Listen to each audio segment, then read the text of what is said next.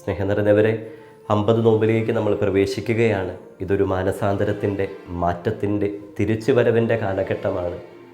ധൂർത്തപുത്രൻ പിതാവിൻ്റെ ഭവനത്തിലേക്ക് തിരികെ വന്നതുപോലെ പാപികളായ നമ്മൾ ഓരോരുത്തരും പിതാവായ ദൈവത്തിൻ്റെ സന്നിധിയിലേക്കുള്ള ഒരു മടങ്ങി വരവാണ് ഈ നോമ്പുകാലം. പിതാവായ ദൈവത്തിൻ്റെ ഒരു ക്ഷണകത്തുകൂടിയാണിത്. തിരികെ പിതാവിൻ്റെ സ്നേഹത്തിലേക്ക് പാപികളായ നമ്മൾ മടങ്ങി വരാനായിട്ട് പിതാവായ ദൈവം ഒത്തിരിയേറെ ആഗ്രഹിക്കുന്നുണ്ട്. നമ്മുടേതായ ബലഹീനതകളിൽ നിന്ന്, തഴക്കദോഷങ്ങളിൽ നിന്ന്, തെറ്റായ ചിന്താരീതിയിൽ നിന്ന്, പ്രവൃത്തികളിൽ നിന്നും ഈശോയിലേക്ക് ആഴപ്പെടാൻ, ആ സ്നേഹം അനുഭവിക്കാൻ നമ്മെ ക്ഷണിക്കുന്ന കാലഘട്ടമാണ്. വിശുദ്ധമായ ദിനങ്ങളാണ്. അല്പം കൂടി ഒരുക്കത്തോടുകൂടി ഈ ദിനങ്ങളിൽ ആയിരിക്കുക, ത്യാഗപ്രവൃത്തികൾ ചെയ്യുക, അല്പം കൂടി പ്രാർത്ഥനയിൽ ആഴപ്പെടുക, സ്നേഹിക്കുക, നന്മ പ്രവൃത്തികൾ ചെയ്യുക. നല്ലൊരു നോമ്പ് എല്ലാവർക്കും ആശംസിക്കുന്നു. ദൈവം സഹായിക്കട്ടെ. ആമേൻ.